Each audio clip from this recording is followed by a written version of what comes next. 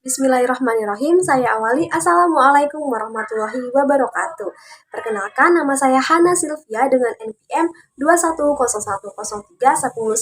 Saya dari kelas PGMI A. Di sini saya akan mempresentasikan hasil observasi saya di Desa Labuhan Ratu 2, desa kelahiran saya. Yang pertama, kita akan membahas sejarah Desa Labuhan Ratu 2.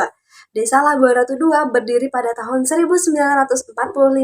Desa Labuhan Ratu 2 merupakan pecahan dari Desa Labuhan Ratu Induk, dan Desa Labuhan Ratu 2 berdiri di Tanah Marga. Kepala desa yang pertama, Desa Labuhan Ratu 2, yaitu Bapak Suroto, yang kedua Bapak Sulaiman, yang ketiga Bapak Kasiman, dan yang terakhir dan sedang menjabat pada saat ini adalah Bapak Usban Sulaiman SM. Mayoritas masyarakat Desa Labuhan Ratu 2 beragama Islam dan mata pencaharian terbesar adalah petani dan ada beberapa pedagang. Yang kedua, letak geografis Desa Labuhan Ratu 2. Desa Labuhan Ratu 2 adalah salah satu desa yang berada di Kecamatan Way Jepara, Kabupaten Lampung Timur. Desa Labuhan Ratu 2 untuk bagian timur berbatasan dengan Jalan Layar Lintas Timur, bagian utara berbatasan dengan Jalan Pramuka, bagian selatan berbatasan dengan Sumberjo dan Desa Sari, bagian sebelah barat berbatasan dengan Labuhan Ratu 4 dan Labuhan Ratu Danau. Luas wilayah Desa Labuhan Ratu 2 kurang lebih 529 hektar. Selanjutnya, penerapan nilai Pancasila di Desa Labuhan Ratu 2. Yang sila pertama, ketuhanan yang Maha Esa. Desa Labuhan Ratu 2 mayoritas warganya beragama Islam dan sebagian kecil beragama Kristen. Di Desa Labuhan Ratu 2 tidak ada yang beragama Hindu, Buddha, dan agama lainnya. Nilai keagamaan yang ada di Desa Labuhan Ratu 2 itu cukup baik, akan tetapi ada beberapa hal yang kurang baik. Contohnya, jamaah sholat yang ada di masjid sangatlah sedikit di hari biasa. Kadang hanya 3 saf, 2 saf, bahkan ketika subuh itu 1 saf atau 5 orang saja. Kecuali di hari Jumat dan di bulan Ramadan. Di Desa Labuhan Ratu 2 juga tidak terdapat gerakan muda-mudi desa seperti Risma, Rohis, dan yang lainnya. Sehingga pada hari keagamaan contohnya seperti Maulid Nabi, tidak ada perayaan seperti yang ada di desa pada umumnya. Akan tetapi tidak semuanya bersikap seperti itu tentang nilai keagamaan. Contohnya ada ibu-ibu Desa Labuhan Ratu 2 yang masih rutin melaksanakan pengajian di setiap hari Jumat. Pengajian ini dilakukan bergulir dari rumah satu ke rumah lainnya. Dan juga belum lama ini ada program baru ya, ibu-ibu itu latihan hadroh atau berjanji. Mudah-mudahan kalah dari ibu-ibunya. Begitupun untuk masyarakat yang beragama Kristen, hanya terdapat satu gereja yang ada di Desa Labuhan Ratu 2, yaitu di dekat Pasar Way Jepara, tepatnya di sebelah selatan Pasar Way Jepara masuk gang. Kurangnya jamaat yang saat beribadah membuat muda-mudi yang beragama Kristen lebih suka beribadah di gereja lain. Contohnya di desa tetangga yang memiliki jamaat lebih banyak dan sering sekali mengadakan acara kerohanian. Jadi muda-mudinya itu lebih gemar untuk beribadah di desa tetangga. Kedua adalah kemanusiaan yang adil dan beradab. Masyarakat di Desa Labuhan Ratu 2 hidup rukun, berdampingan, dan damai tanpa perselisihan. Sudah tertanam dari dulu untuk hidup rukun dengan lingkungannya dan saling menghargai satu sama lain. Mereka bebas untuk beribadah tanpa adanya larangan dari pihak manapun.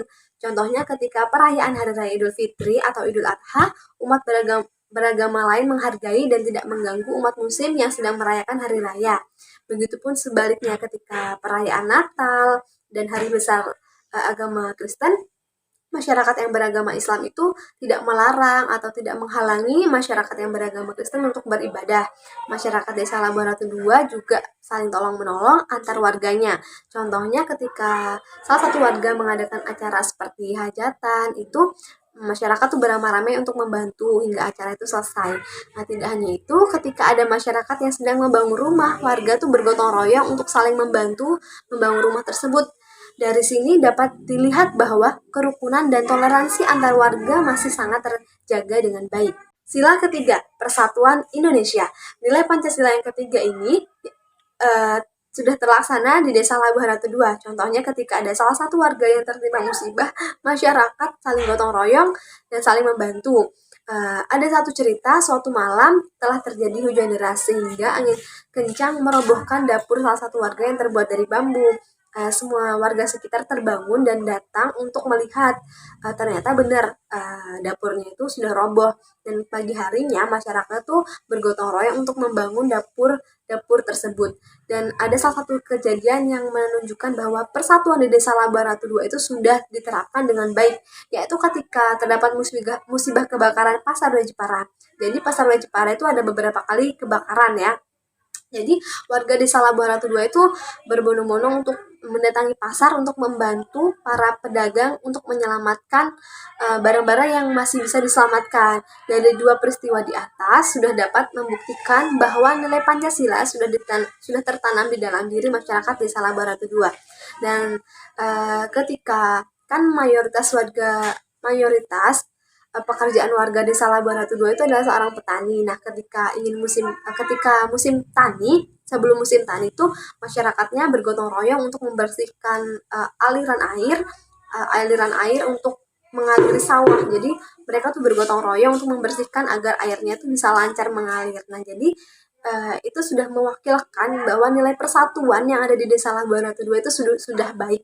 Selanjutnya, sila keempat, yaitu kerakyatan yang dipimpin oleh hikmat kebijaksanaan dalam permusyawaratan perwakilan. Nilai keempat Pancasila sering kita temui di lingkungan sekitar kita. Contohnya, menghargai keputusan bersama, demokrasi, mufakat, dan berani bertanggung jawab. Di Desa Labuhan Ratu 2 pun sudah diterapkan nilai Pancasila yang keempat ini. Salah satu contohnya ada di Desa Labuhan Ratu 2 itu memiliki beberapa kelompok tani. Jadi setiap dusunnya itu memiliki kelompok tani. Suatu hari ketika pembagian bantuan benih dari pemerintah untuk para petani, ternyata hanya beberapa kelompok saja yang mendapatkan. Akhirnya hal tersebut menimbulkan perselisihan.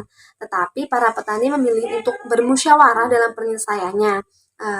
Saya sendiri menyaksikan ya hasil diskusi musyawarah beliau semuanya, karena musyawarahnya itu berada di rumah saya malam hari.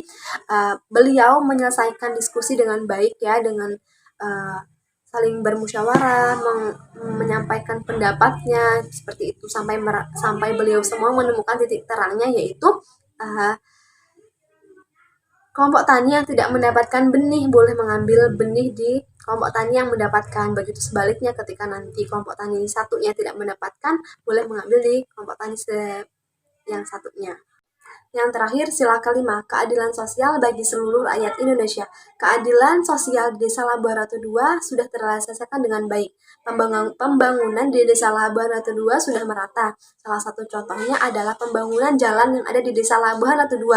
Semua jalan sudah dibangun dengan baik sampai di gang yang kecil. Jadi semua jalan yang ada di Desa Labuhan Ratu 2 itu sudah diaspal, baik dari jalan yang besar, jalan raya, ataupun gang-gang kecil, sehingga semua masyarakatnya dapat merasakan mudahnya perjalanan tanpa adanya lubang-lubang jalanan yang mempersulit saat berkendara. Tidak hanya itu, masyarakat miskin atau kurang mampu yang belum memiliki rumah yang layak untuk dihuni diberikan bantuan berupa material bangunan untuk membantu pembangunan rumah yang lebih layak dan nyaman untuk dihuni. Jadi masyarakat yang belum memiliki rumah yang layak itu tuh diberi bantuan berupa material untuk membangun rumah yang lebih layak. Seperti itu. Selanjutnya, realita penyimpangan nilai kepancasilaan. Ada satu penyimpangan yang saya ketahui di Desa Labuhan Ratu 2 yang menurut saya kurang tepat, yaitu pada saat pandemi corona ada beberapa bantuan yang diberikan oleh pemerintah untuk dibagikan kepada masyarakat. Akan tetapi, pembagian bantuan tersebut menurut saya tidak tepat sasaran. Maksudnya, yang menerima bantuan itu kebanyakan adalah masyarakat yang menengah ke atas, sedangkan yang menengah ke bawah hanya beberapa saja yang mendapatkan bantuan tersebut. Contohnya seperti janda tua, rakyat yang kurang mampu, yang perekonomian susah, itu tuh malah sedikit yang mendapatkan bantuan, lebih banyak dari masyarakat yang menengah ke atas. Tapi tidak terdapat banyak penyimpangan yang ada di Desa Labuhan Ratu 2. Hampir semuanya berjalan dengan baik dan damai. Yang terakhir, permasalahan yang ada di Desa Labuhan Ratu 2. Saya mengambil dua contoh, yaitu ketika desa mengadakan acara seperti pekan olahraga, antar dusun Desa Labuhan Ratu 2 selalu menimbulkan keributan saat pertandingan. Contohnya pada pertandingan sepak bola, ketika babak final, semisal nih dusun 4 melawan dusun 1, dan pertandingan dimenangkan oleh dusun 4, pasti dusun 1 tidak terima dan menimbulkan keributan. Bagaimana cara penyelesaiannya? Cara pemecahan masalahnya yaitu sebelum melakukan acara seperti pekan olahraga antar dusun seharusnya harus diadakan technical meeting dan perjanjian antara kepala desa dan semua masyarakat desa bahwasanya perlombaan harus diadakan dengan sportif. Nah, ketika ada yang melanggar harus diberi sanksi. Contohnya di blacklist dari acara tersebut selama 2 tahun berikutnya. Berarti dusun yang membuat kegaduhan tidak boleh mengikuti pekan olahraga di 2 tahun berikutnya dalam cabang perlombaan apapun. Jadi menurut saya hal ini cukup efektif ya, jadi mereka akan takut atau waspada ketika mereka melanggar, mereka tidak akan diperbolehkan untuk mengikuti pekan olahraga 2 tahun berikutnya. Yang kedua, di Desa Labuan Ratu 2 itu hampir rata-rata tepi sungainya dipenuhi oleh sampah. Sampah setiap hari bertambah di aliran sungai ataupun di pinggiran jembatan. Hal ini disebabkan oleh masyarakat yang tidak bertanggung jawab dengan membuang sampah di sungai. Bagaimana cara penyelesaiannya? Salah satu alasan masyarakat membuang sampah di sungai itu karena kurangnya tempat pembuangan sampah umum, sehingga banyak sekali masyarakat yang membuang sampah di sungai. Masyarakat sekitar sungai sudah berusaha untuk memberi peringatan agar tidak membuang sampah di sungai dengan cara membuat papan yang bertuliskan jangan membuang sampah di sungai dan membuat pagar yang terbuat dari bambu. Akan tetapi hal tersebut tidak berdampak apapun. Masyarakat tetap membuang sampah di aliran sungai. Solusi yang saya berikan adalah masyarakat dan aparat desa harus bekerja sama untuk membangun tempat pembuangan sampah umum yang cukup untuk menampung sampah-sampah dan harus dikelola dengan baik. Dana desa sebagian kecil disisihkan untuk merawat dan membayar orang yang bersedia mengelola sampah tersebut dan menjaga tempat sampah tersebut. Menurut saya hal ini cukup efektif. Jika dibiarkan terus-menerus, orang akan membuang sampah di sungai, perlahan-lahan akan memberikan dampak yang besar. Belum banyak sampah pun sudah menyebabkan banjir ya. Jadi udah beberapa kali terjadi banjir di sekitaran sungai itu karena banyaknya sampah yang tidak bisa diurai, lama waktu penguraiannya. Jadi membuat aliran sungai itu penuh seperti itu.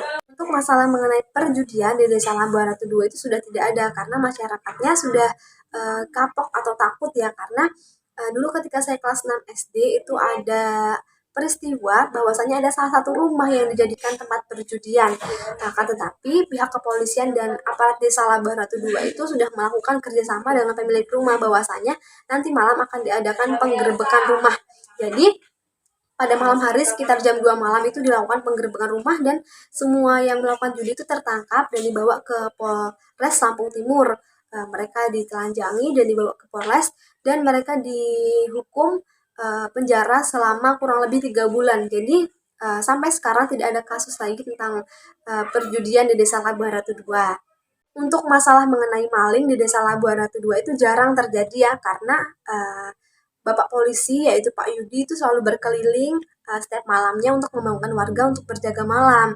Jadi masalah pencurian itu jarang sekali terjadi di Desa Labuan Ratu 2. Contohnya kemarin belum lama ini sempat tenar ya, pencurian bajak untuk sawah itu di desa-desa tetangga tuh sudah banyak pencurian bajak karena bajak itu tidak dimasukkan di dalam rumah, tetap ditaruh di luar rumah.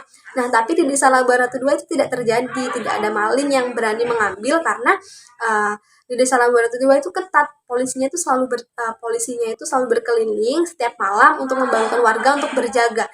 Jadi untuk maling bukan tidak ada, tapi jarang terjadi di Desa Labuan Ratu 2, kecuali di saat bulan puasa. Saat bulan puasa itu banyak sekali maling ayam. Nah, kenapa banyak maling ayam? Karena posisinya kan ketika malam hari setelah sholat tarawih itu pasti masyarakatnya pada ngantuk, pada tertidur dan mempersiapkan diri untuk bangun di besok pagi untuk sahur. Jadi kesempatan itulah yang dimanfaatkan oleh maling. Jadi pada malam hari ketika masyarakatnya sedang tidur lelap, mereka mengambil tuh ayam-ayam. Nah, untuk ini solusinya belum ditemukan ya, karena bagaimana kalau kita menyuruh warga untuk berjaga malam, tidak bisa karena ini bulan puasa, mereka harus bangun lebih awal. Jadi kalau kita menyuruh untuk bapak-bapak berjaga, mereka tidak ada waktu untuk tidur, dan siangnya bapak-bapak ini harus bekerja. Jadi untuk permasalahan di bulan puasa ini belum saya temukan. Nanti ketika ada teman-teman yang bisa memberi solusi itu bisa disampaikan kepada saya dan saya akan menyampaikan kepada masyarakat Desa Labuan Ratu 2. Sekian presentasi dari saya. Apabila banyak kekurangan, saya mohon maaf. Saya akhiri. Wassalamualaikum warahmatullahi wabarakatuh. Terima kasih.